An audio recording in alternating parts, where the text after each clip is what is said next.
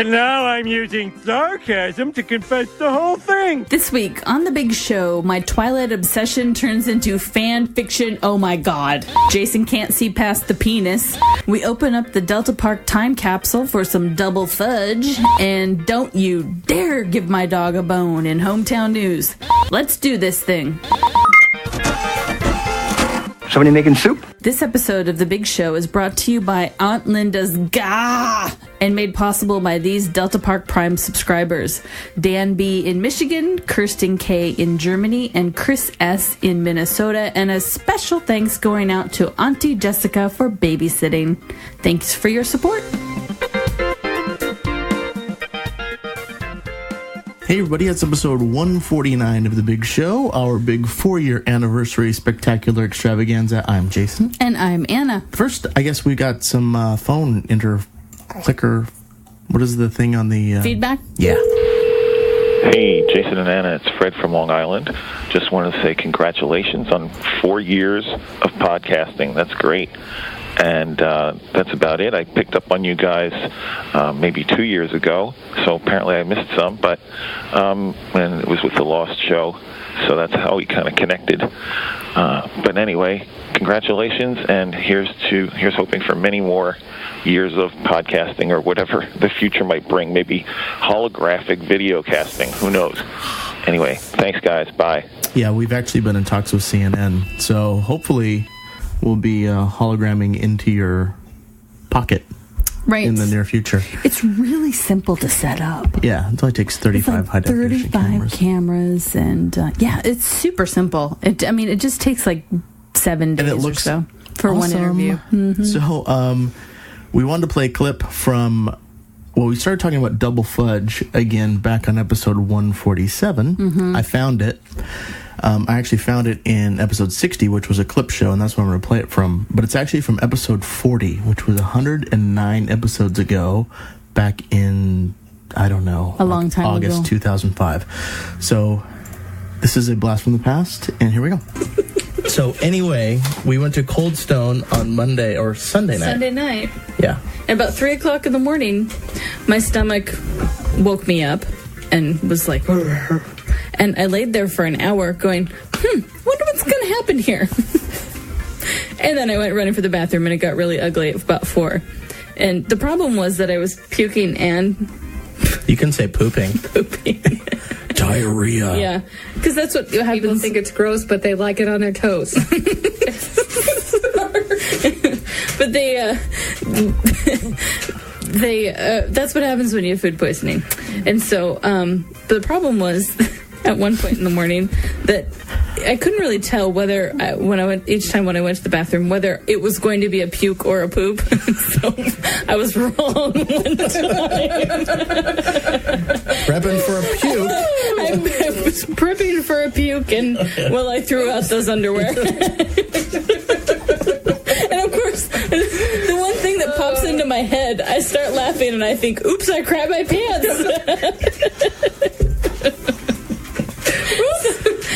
Oh, good Lord. Yeah, it was awesome. That sucked. It was mud pie mojo without the almonds, so It was probably the coffee ice cream. Did you get the extra peanut butter?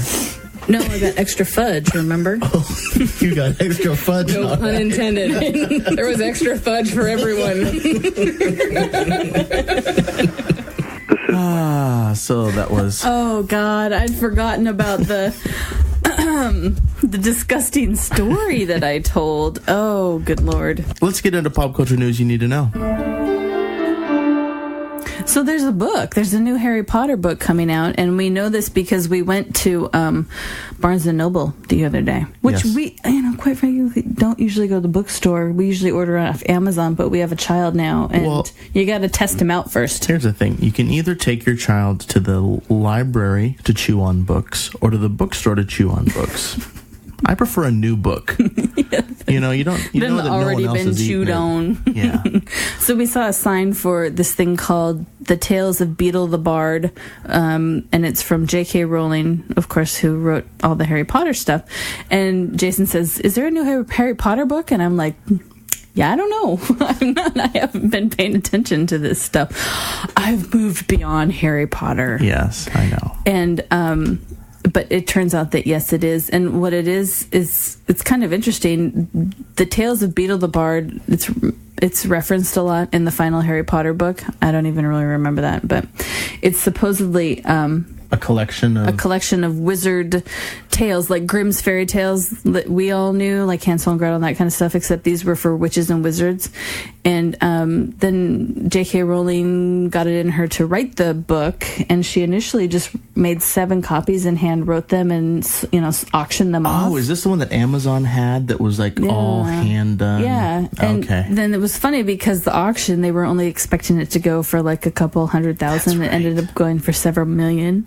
And then she, for some reason, decided that she needed more money and made it into a book, and it's coming out on December 4th, and it's supposedly children's tales. And it's kind of cool because it's all written, and then this was evidently Dumbledore's copy of the book that you're getting, so he's written in it before he was killed by Hermione Granger. That's cool. And it comes out on December 4th. Wait, I thought Snape killed Hermione. I don't remember. And then Hermione killed Dumbledore. Okay. First, let's get this out of the way, and then we'll go on. Okay? Okay. Let's go to the phone lines for some listener feedback. Okay, hi, this is Superfan Kim, and I'm calling about Anna and Twilight and how I got sucked into these books. And I got really sucked in because you guys kept talking about all this vampire sex, and I was very concerned because my daughter was reading these books and had for years and was actually recommended them by her younger cousins. And I'm like, oh my gosh, what are they reading? And then I read it. I got totally sucked into book 1. And so I had to read book 2 and 3, which made me absolutely angry. And then book 4, which was absolutely stupid, and book 5, which I thought was wonderful. And I wish you would finish it. But I don't usually read fiction because I get so sucked into it. So for 8 days of my life, I lived in Forks. I was just like tormented and so worried about these people. And I'm never going to read fiction again. It's just too... I didn't get any housework done. I barely got any of my work done. It only took me 8 days because I did have to do a few things where I couldn't read at the same time. I went on the internet and found where they were reading it out loud so I could get through things. But anyway, I'm just not going to read fiction anymore. Okay. So anyway, but now I am sucked in and I have to go see the movies. So I don't know whether to say thank you or curse you. Okay. Have a great 4th year show. Love you. Bye bye. We love you too. Thanks, Kim. Yeah. So sorry about that. So I think this all goes back to Superfan Maggie, who got you started on it. Right. And then now you've started everyone else on it, right? Let's... You know, we should map this out. Let's map it out. Right. So Maggie got me hooked on it. And then I got my sister-in-law Jessica hooked on it, my friend Ginger, and my friend Julie hooked on it, right? And Kim. And God knows how many other super fans are now reading this. I think that Stephanie Meyer owes me some money. Well, if you would have sold books instead of just giving away your copies, you'd have retired by now. I know. But what I think that people really want to know about, Anna, is this competition that the local newspaper has to give away tickets and signed memorabilia from the show. So as you guys know, Twilight was filmed around here. And by the way... talk about the Twilight moms, too. I make fun of so the Willamette Week is our weekly sort of independent, alternative, edgy, snarky, really is the key word, newspaper. Not as snarky as the Mercury. Right. Yeah.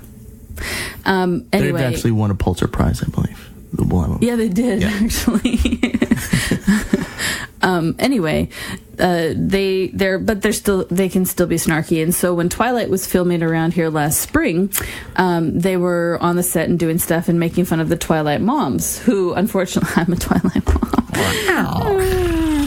Anyway, these women were like taking their kids with them and sneaking onto set and everything, and I was like, pfft. And then I thought, I better not make fun of them because I don't know what I would have done if I had read all those books last spring and then knew that Twilight was filming in Clackamas, which is, 30, 40 minutes down the road. I'm I would have probably tried to get on there and use all of my contacts at the Oregon Film Commission to get a job on set or something. So anyway, this said newspaper is having a competition. It is. I know you keep trying to turn the conversation away from this. I don't understand. Because I'm not going to win. Yeah, you're going to win, Anna. You have I'm not. You're a winner. Shut up. Okay, so the newspaper has 2 contests going on simultaneously. And one, you've entered for both. right? Well, you entered me in one of them, which is just enter your name and email or whatever, and you get 2 tickets. You get bitten.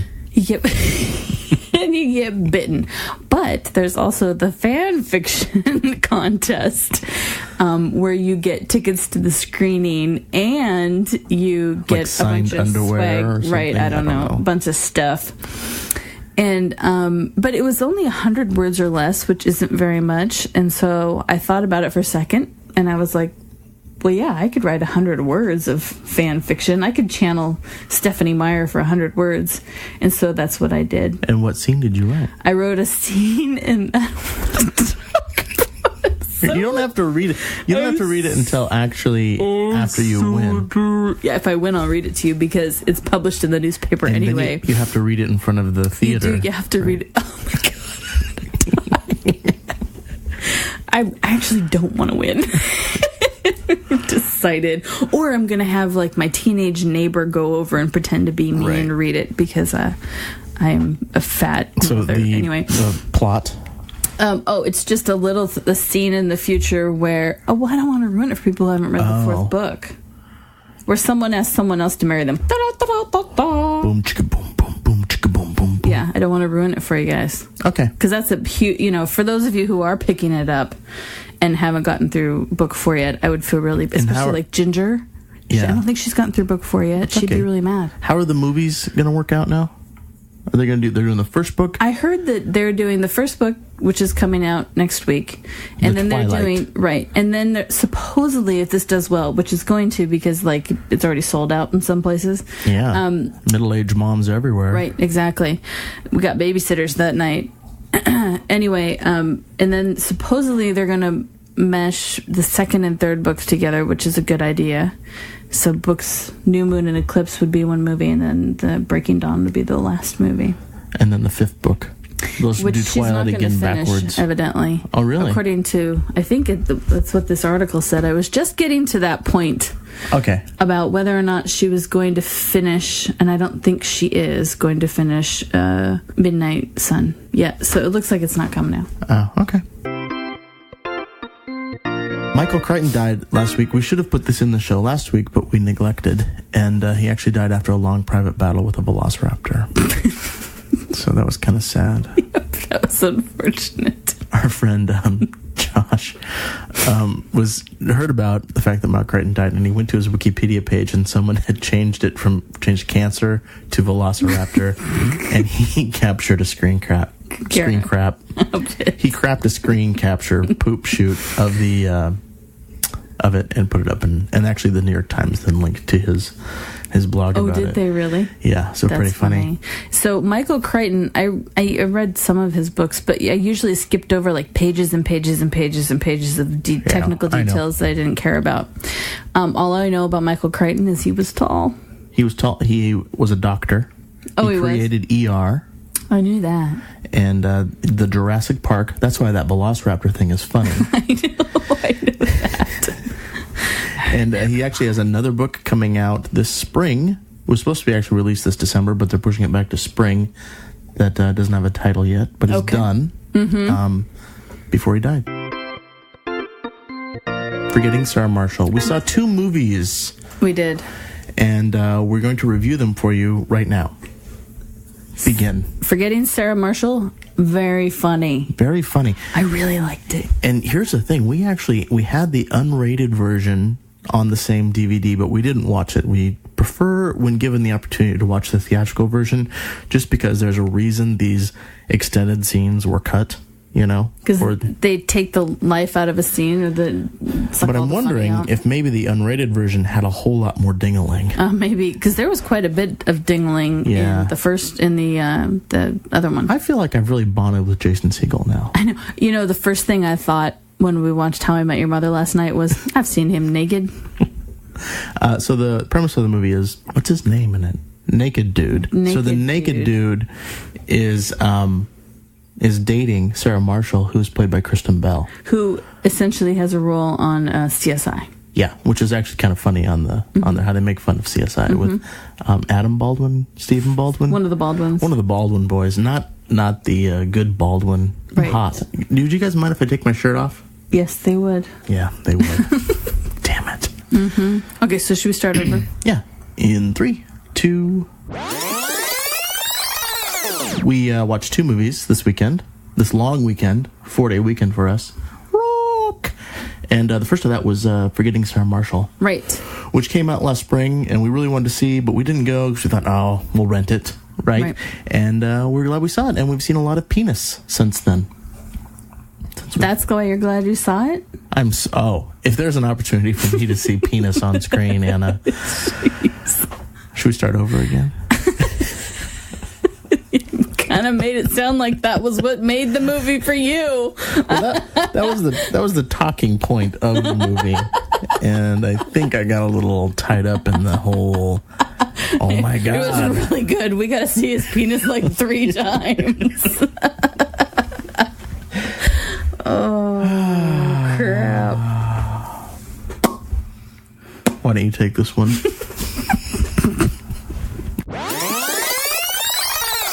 So we actually saw 2 movies in the last week. One with penis, one without One penis. Without. Forgetting Sarah Marshall, starring and written by Jason Segel, who plays Marshall on How I Met Your Mother. Chaim. Also had Kristen Bell, Mila Kunis.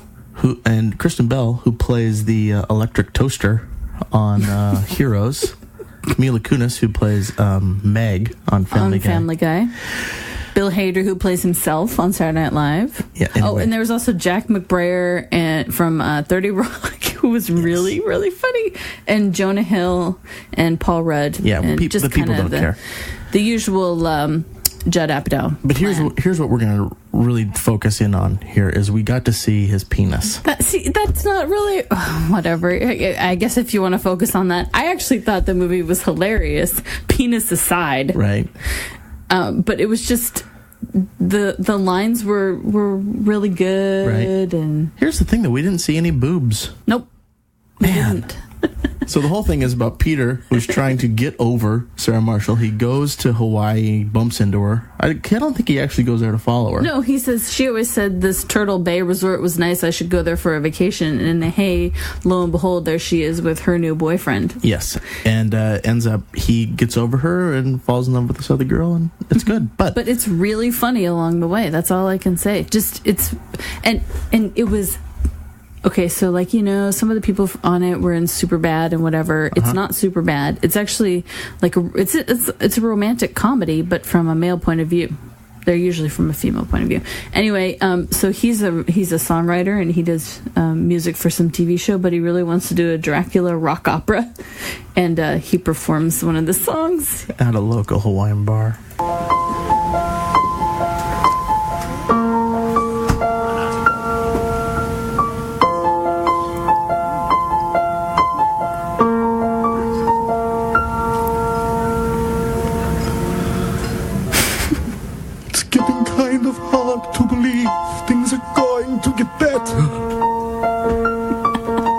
I've been drowning too long to believe that the tide's going to turn. And I've been living too hard to believe things are going to get easier now.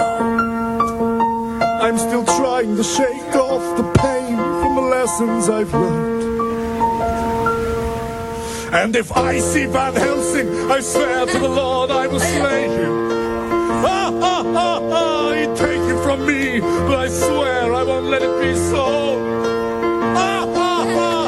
Blood will run down his face when he is decapitated. His head on my mantle is how I will let this world know how much I love you.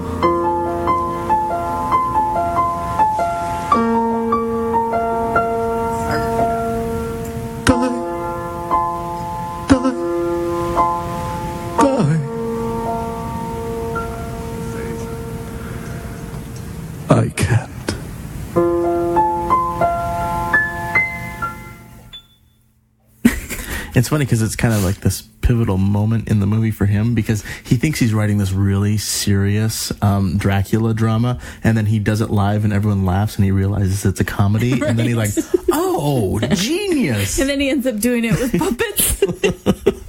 It was awesome. So it's pretty funny. Yeah, and Jason Segel is writing the next Muppet movie, which after seeing this, I'm like, yes, you are writing the next Muppet movie. I think that you're going to totally get the Muppets, which would be nice for a change. The other movie we saw with much less male genitalia. In fact, no male genitalia. None that I can think of anyway. We saw 21, which was based on the book Bringing Down the House by the MIT student who took Vegas for millions, the card counter. It was okay. It was okay. It wasn't knock my socks off. Yeah. But it was nice to see Kevin Spacey in a film again. Now that he's Kevin Spacey. He's working over at the theater in London. Mm-hmm. That he's like the artistic director or something. He doesn't do many movies anymore, but he was good in this. I mean, it wasn't a great movie. It was interesting how they did the math. I still don't understand how they counted the cards. No.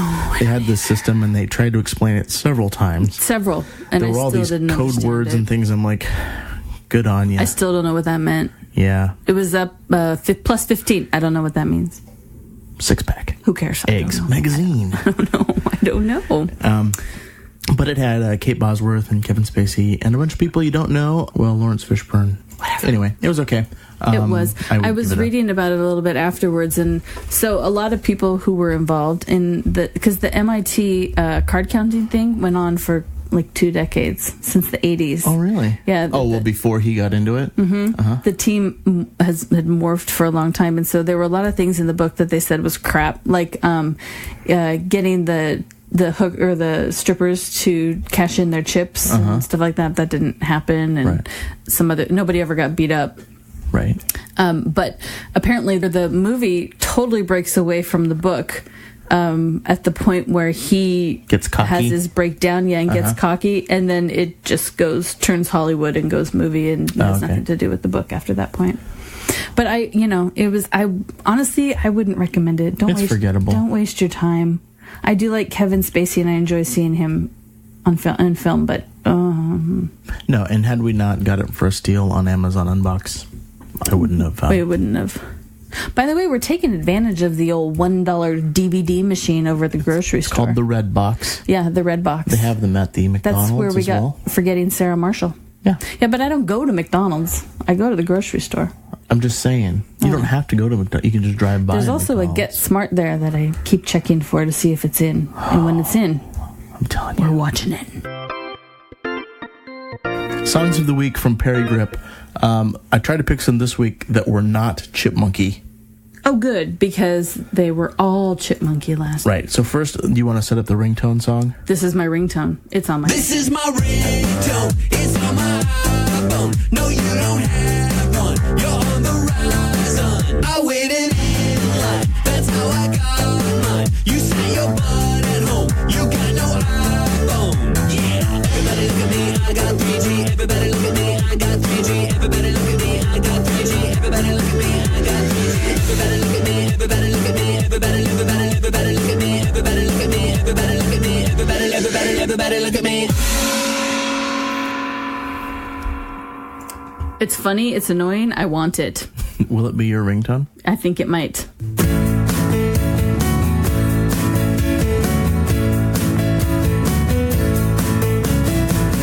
I've got your first and last name.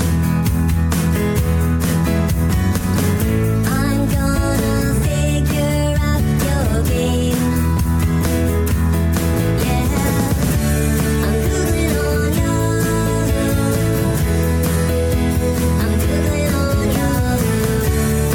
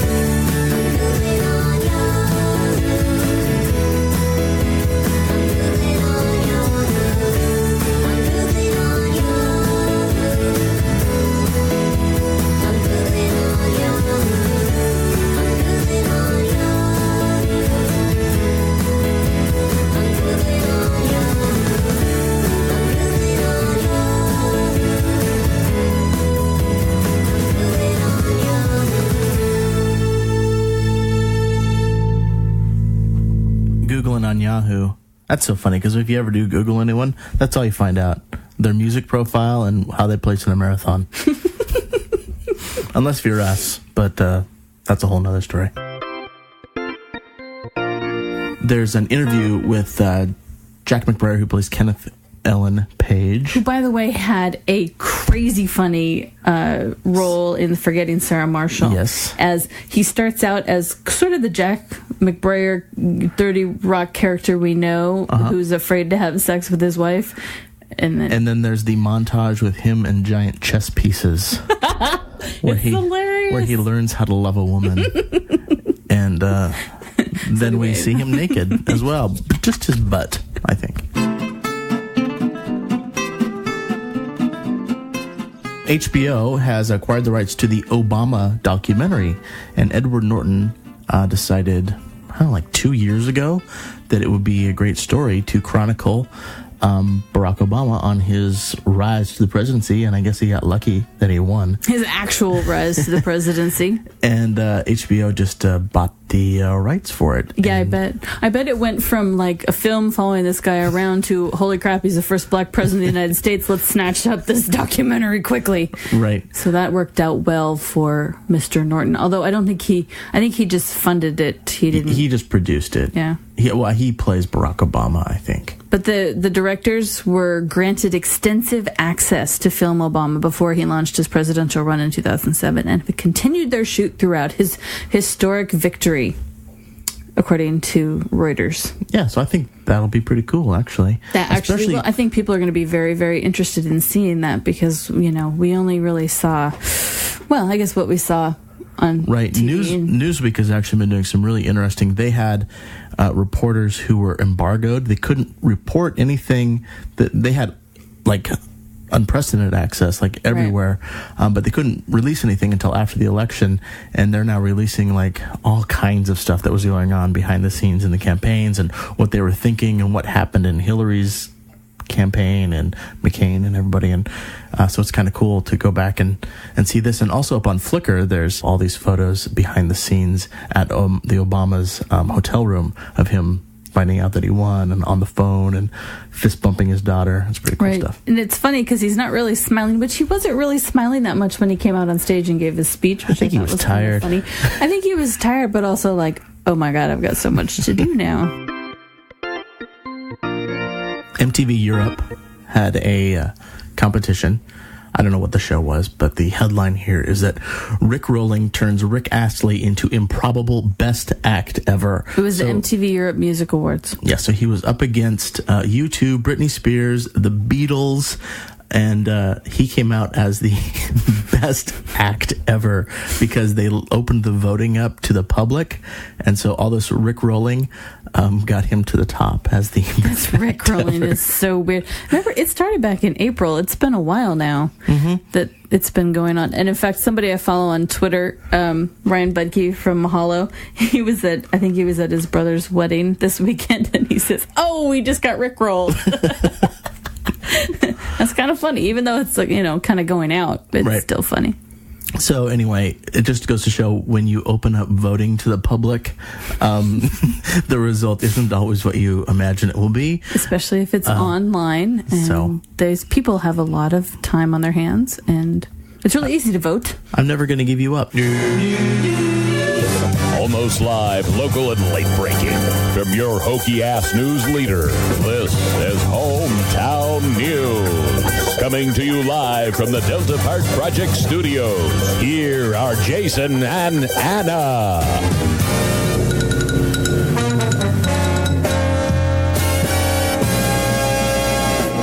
Here's what's happening in my hometown of Kalispell, Montana, as reported in the police blotter section of the Flathead Beacon. Someone's neighbor on East Idaho and Kalispell kept playing the same song over and over again. A text message was sent to someone in Flathead County informing him or her that if they did not forward the message, people would die. Okay, first of all, it's probably email that they checked on their phone, and they don't know the difference between email on their phone and a text message. Well, some people do forward text messages. Oh, really? But we're just not cool like that.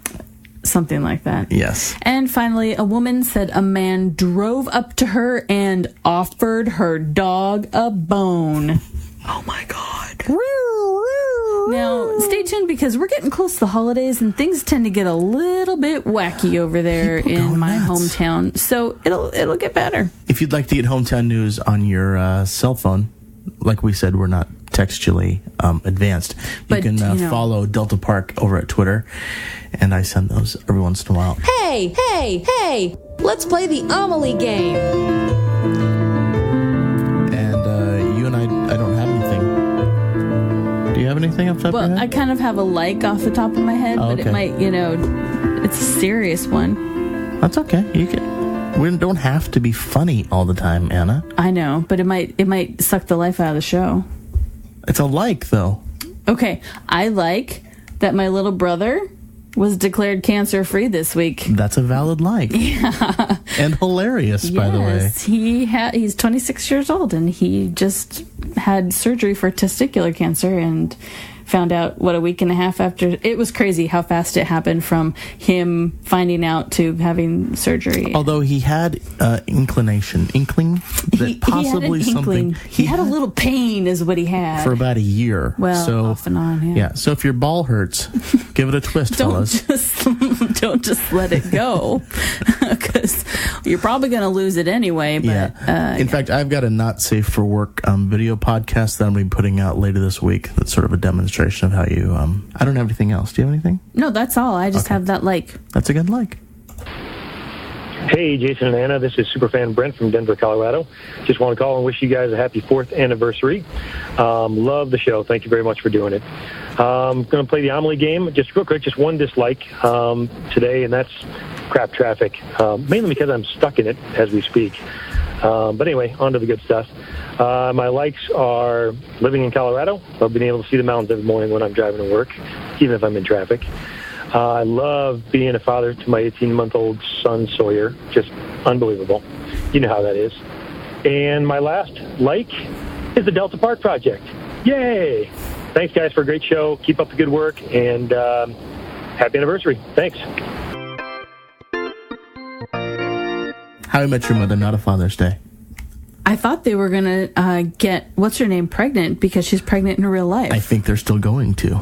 Oh, okay. She's just going to end up pregnant, I think. Whoopsies. Yeah, right. But it was funny that they actually breached it. Right. And then decided not to get pregnant at the end of the show. But, what you decide what actually happens are not always the same thing. Right. But I'm a little ticked at How I Met Your Mother right now. Why's that? Because they've got a stupid stunt casting coming up. I mean, the Britney Spears thing was stupid. Yeah. But this is really bad. Okay. It's Heidi and Spencer from The Hills. Those two. The only reason I know who they are is because of the soup. Because I never watched that show. I don't either. But I also look at The Superficial occasionally, and they always have pictures. These two are always out doing like things in the park that are obviously a photo shoot for the paparazzi, and it's really weird. Who are they popular to? The people who like MTV? The Hills. Is it the MTV people? I just am not happy about them being on. So, do you know what they're going to do on the show? Mm-mm. No. They're just gonna. It'll probably. There's nothing specific about. It'll probably be like look who it is. You know what would be really nice is if it made fun of them. Yeah, because you could probably make fun of them and they wouldn't get it. Probably, or care because they just think any exposure is good exposure. Probably. And you can go to notafathersday.com and you can print out some postcards, which are pretty funny, actually. And you know what? This episode, I kind of identified with being a parent. Right. So I identified with the, but the sock part of it rather than the not wanting to be a parent part of it. It was the whole back and forth, like the whole debate of whether she should or have it or not. Yes, I could relate with a lot of that stuff. Yeah. And then the suggestions that Lily was the baby driving her around so she'd fall asleep. Yeah, that made me laugh. Harpo on 30 Rock? Yes, she was. That was funny. I like how it ended up, especially so she's supposedly talking to Oprah on the plane while she's taking some really heavy drugs so she doesn't have to think about flying. We're talking about Tina Fey here. And It ends up not being Oprah at all. She just thought it was Oprah because she was on drugs and it was like some A ninth grade girl. ninth grade girl. And then at the end, Jack Donaghy, Alec Baldwin's like, yeah, his assistant. I thought I talked to M. Night Shyamalan for a whole flight and it ended up being that guy. So I like how I thought that was a really clever way of having Oprah on the show, have her just do a little tiny scene. Right. But it wasn't, I don't know. I liked how they did it. Well, Portland's got a fun little waterfront. Do you mind if I close this window shade? I'm trying to adopt a baby, but my job is making it impossible because my work self is suffocating my life me. I'm Liz Lemon, and I lost my virginity at 25. I saw the show about following your fear, and it inspired me to wear shorts to work. It didn't go great. Do you know Tracy Jordan? Oh, I took a pill earlier, but I didn't get my September issue of O Magazine. Do you have the number for subscription? Why would you? I eat emotionally. And one time at summer camp, I kissed a girl on a dare, but then she drowned. And here comes some more stuff. I hate my feet. And once I had a sex dream about Nate Berkus, but halfway through he turned into Dr. Oz. Has that ever happened to you? A hug. This is happening. It's all right, Liz. It's all right. I'm okay. Please stay close. Can you keep your hands outside my clothes? Okay. Good. I want to help you. What can I do? Oh, my God. Would you say, please welcome Liz Lemon? No. Let's do celebrity sightings. We had a good one over the weekend. We saw Mrs. Landingham at Barnes & Noble, and I got a photo. You got a photo. I didn't see your photo, though. I did, and she had the sticking out lower lip and everything. I'm wondering what the people in line behind us thought of you and I having the iPhones out, snapping photos of this lady in front of us. Must have looked kind of funny. Sue saw Pat. We saw Pat once, too. Right. At Wendy's. The Pat's all over the place. David Cook was seen by Rob Kidman the other day on Bargain Hunt with his mom. He actually got a photo of that off of the TV and put it up on the project page. Rob Campbell saw says Donald Sutherland is in his neighbor's cube. Right, I wrote him back to get a photo, but he evidently didn't take a photo. Starbucks Pat saw Meredith from The Office on the Metro Blue Line in Athens, and Sue saw Lindsay Lohan serving her at McDonald's. Mm-hmm.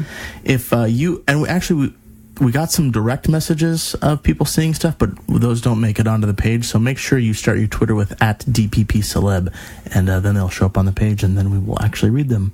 9,999 Facebook fans. Can I guess? I'm not looking. Yes, guess. 301. 164. I couldn't remember where we were last time.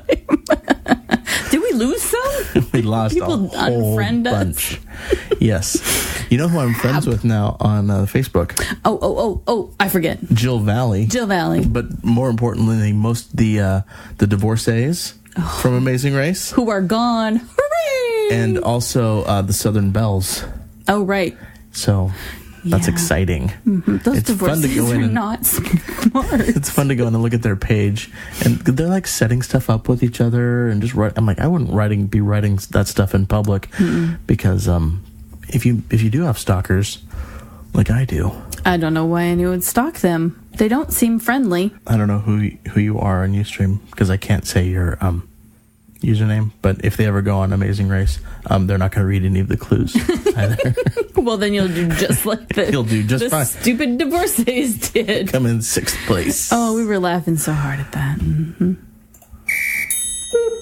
Happy birthday. Happy birthday. We'll sing a cheer for another year. It's a happy birthday to you. You live in a zoo. You live in a zoo. You live in a zoo. You live in a zoo. A zoo, a zoo, a zoo. Happy birthday. All right. Anna has to go pick up our daughter from the babysitter. Happy birthday to Joanna in Corpus Christi, Texas. To Jane in York, Maine. Cynthia in Los Angeles. Dawn in Hillsboro, Oregon. Dawn. Is that today? Yesterday. Okay. Happy birthday yesterday, Dawn. George in Montclair, New Jersey. Aaron in Philadelphia, Pennsylvania. Matthew in Woodburn, Mass. Dana in Wixom, Michigan. Just in Wixom. Y'all know Wixom, don't you? I know Wixom. Carson in Spokane, Washington. Chris in Tampa, Florida. And Ginger in Savannah. Right. Her birthday didn't come up in the Superfans, but I know her birthday's tomorrow. So we'll do that. Thank you for listening to episode 149 of The Big Show, our big 4-year anniversary. Here's to 4 more years, Anna. Oh my God, seriously? Yeah, I'm Jason. I'm yawning. Seacrest out.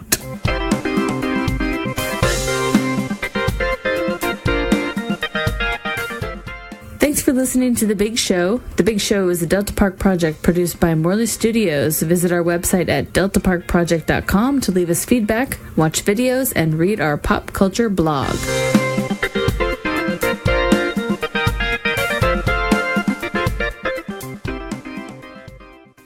Why are you uncomfortable with this movie? Is it because of the penis? Why can't we get through this? It's right here. There's a still of the movie right here in my brain. It keeps popping in. And I'm like, and then he sits sideways on the couch.